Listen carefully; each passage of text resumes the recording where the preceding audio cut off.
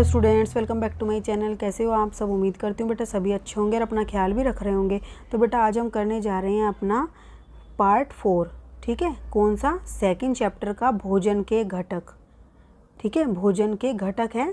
ये देखो मैं दिखा देती हूँ बेटा तुम्हें, हमने कितना कुछ पढ़ लिया है अपनी अभी थर्ड 3 पार्ट के अंदर। देखो ये है बेटा हमारा 6th क्लास की NCERT साइंस का सेकंड चैप्टर जिसका नाम भोजन के घटक है।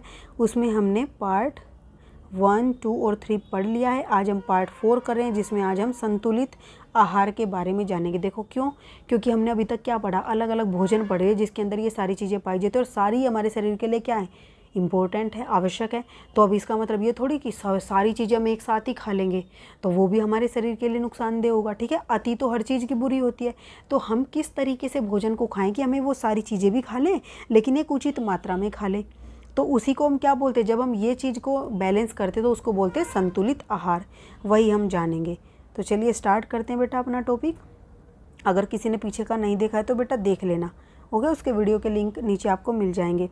अब यहाँ पर देखो 2.3 में संतुलित आहार क्या है। सामान्यतः पूरे दिन में जो कुछ भी हम खाते हैं उसे आहार कहते हैं। देखो जो भी हम खा रहे हैं उसे क्या कहेंगे, आहार, यानी कि भोजन। हमारे शरीर की वृद्धि और अच्छे स्वास्थ्य को बनाए रखने के लिए हमारे आहार में वे सभी पोषक तत्व उचित मात्रा में होने चाहिए जिनकी हमारे शरीर को आवश्यकता होती है। मतलब ये सारे पोषक तत्व हमारे जो भोजन हम खाते हैं उसमें होने चाहिए। ठीक है, तो वो कैसे करेंगे हम? कोई भी पोषक तत्व न आवश्यकता से अधिक होना चाहिए, ध्यान दो, ना तो आवश्यकता से अधिक होना चाहिए और ना ही कम होना चाहिए। हमारे आहार में पर्याप्त मात्रा में रुक्षांश और जल भी होना चाहिए। ठीक है, हमारे आहार में क्या होता है, पर्याप्त मात्रा में वो आहारी रेशे भी होने चाहिए और जल भी होना चाहिए। देखो पांचों घटक तो हैं, कौन कौन से? कार्बोहाइड्रेट, वसा, प्रोटीन, विटामिन, खनिज लवण। इनके अलावा जल और रुक्षांश रेशे, ठीक है, या फिर रुक्षांश भी होने चाहिए। अगर ये सारी चीज़ें विद्यमान हैं और एक उचित मात्रा में है जितनी हमारे शरीर को ज़रूरत है तो उस प्रकार के उसको आहार को हम क्या कहेंगे, संतुलित आहार कहेंगे। ठीक है, जो हमारे शरीर के लिए बहुत आवश्यक है।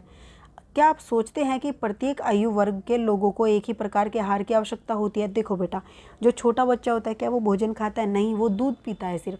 तो हर एज के बच्चों के लिए क्या होता है, हर आयु के बच्चों के लिए जो उनका भोजन होता है या आहार होता है, भोजन की आवश्यकता होती है वो अलग अलग होती है। बड़े होते जाते हैं जैसे जैसे वो क्या होता है, आहार की जो आवश्यकता है वो बढ़ती जाती है और जैसे ही बुजुर्ग होने लगते हैं फिर से क्या होता है, आहार की जो आवश्यकता है वो कम होने लगती है। ठीक है, तो क्या आप यह भी सोचते हैं कि हमारा संतुलित आहार हमारे शारीरिक कार्य पर निर्भर करता है? तो बेटा जो हमारा संतुलित आहार है मतलब कि वो आहार जिसमें सारे पोषक तत्व जो हमारे शरीर के लिए ज़रूरी हैं विद्यमान हैं, वो क्या करता है, हर व्यक्ति के लिए अलग अलग होता है। ठीक है, जैसे कि खिलाड़ी हैं बेटा, खिलाड़ी क्या करते हैं, बहुत ज़्यादा कसरत करते हैं तो उनको अधिक भोजन की आवश्यकता है, अधिक संतुलित आहार की आवश्यकता है। मान लो अगर कोई एक नॉर्मल इंसान है जो ऐसा भाग दौड़ नहीं कर रहा, वो सिर्फ क्या करता है, अपना डेली के काम करता है नॉर्मल से, ठीक है, तो उसको तो मान लो वो 1 अंडा खा रहा है, लेकिन जो खिलाड़ी है वो क्या करेगा, 10 अंडे खाएगा, उसका भोजन की पूर्ति तब हो पाएगी। ठीक है, नहीं करेगा ऐसा तो वो अपना क्या है, उसके शरीर की वृद्धि नहीं हो पाएगी। तो 1 सप्ताह की अवधि में आप जो भी खाते हैं उसका एक चार्ट तैयार करो, जांच करो कि प्रतिदिन जो भोजन आपने खाया क्या उसमें सभी पोषक तत्व उपस्थित हैं। आपने आपको ये चेक करने के लिए कि क्या आपने भी वो सारे पोषक तत्व ग्रहण किए।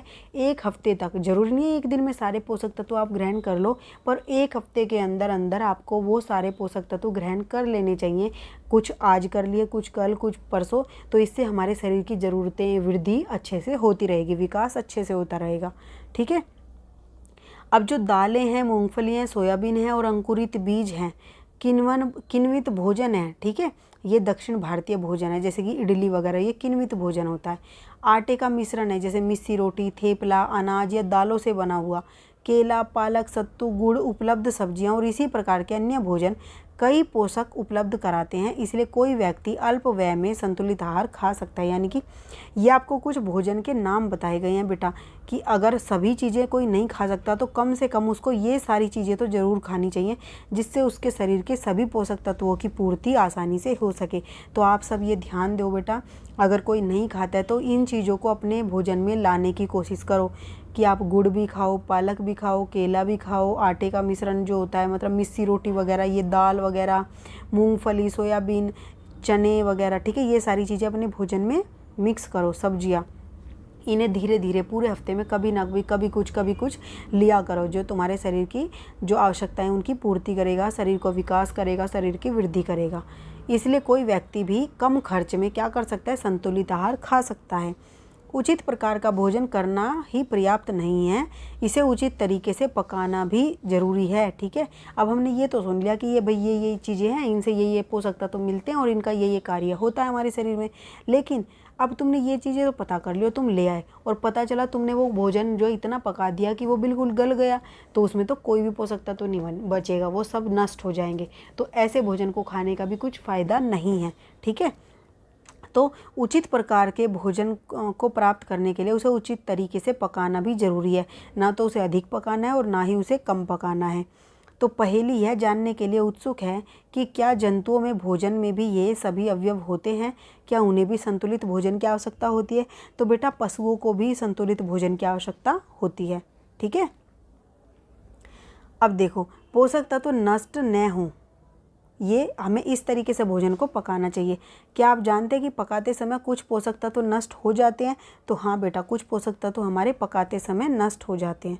ठीक है, तो वो कौन कौन से होते हैं? देखो, छिलका उतारकर यदि सब्जियां या फलों को धोया जाता है तो यह संभव है कि उनमें कुछ विटामिन नष्ट हो जाए। जैसे आलू वगैरह है, क्या करते हैं, छील लेते हैं पहले उनको, फिर उनको धोते हैं और फिर उनको काटते हैं, तो उससे क्या, उसके जो पोषक तत्व होते हैं बेटा वो सारे भी नष्ट हो जाते हैं, वो सारे धुल जाते हैं। तो हमें हमेशा पहले क्या करना चाहिए, सब्जी वगैरह फलों को धोना चाहिए अच्छे से, फिर उसको छीलना चाहिए, काटना चाहिए। ठीक है, और तब उसको खाना चाहिए, नहीं तो उसके पोषक तत्व नष्ट हो जाएंगे।